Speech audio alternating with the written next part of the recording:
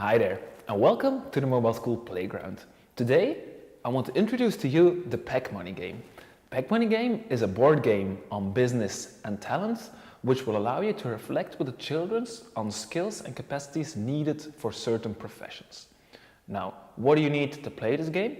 Of course, you will need the printed out PacMoney board game, which you can attach to a magnetic mobile school panel, so you can attach bottle tops to it, and you will need a dice and bottle caps. You will need as many bottle caps as there are players.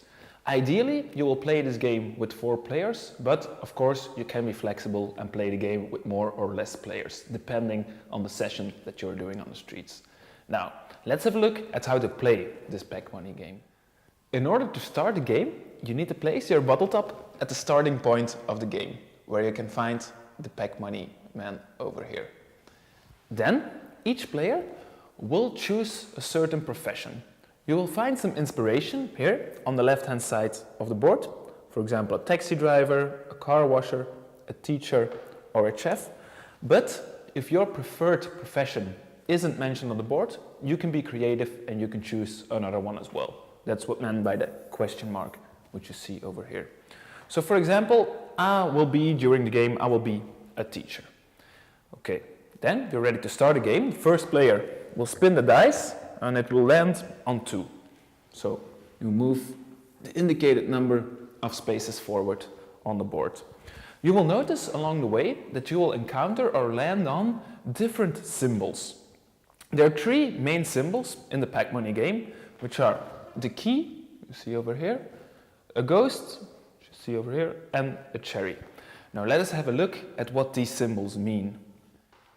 First of all, you'll have the key symbol, which you see over here. If you pass a key symbol, you will need to reflect on a specific skill or talent that you already have, which can help you to realize your dream to become a certain profession. You can also find inspiration here in the left-hand corner of the panel. For example, you see a lot of talents and competencies over here. Physical strengths, teamwork, you're good at working with a computer, you're very creative. All these things can give you some inspiration. But of course, there are many other capacities and talents as indicated by the question mark over here. So for example, if I want to become a teacher and I need to reflect on a talent that I already have, I can say I already like to present certain things in front of an audience, in front of a group, which is a strength that I can use to realize my dream to become a teacher. Imagine you land on the key square, then you can throw the dice again, so you get another turn after reflecting on your talents and capacities. The second symbol, which you will encounter along the way, is the cherry. If you pass a cherry symbol, you will need to reflect on a skill or something that you still need to do, something that you still have to learn to become that profession. So for example, if I want to become a teacher, I will also need to have a diploma, and I don't have a diploma yet. So what are the steps that I still need to take in order to gain my diploma?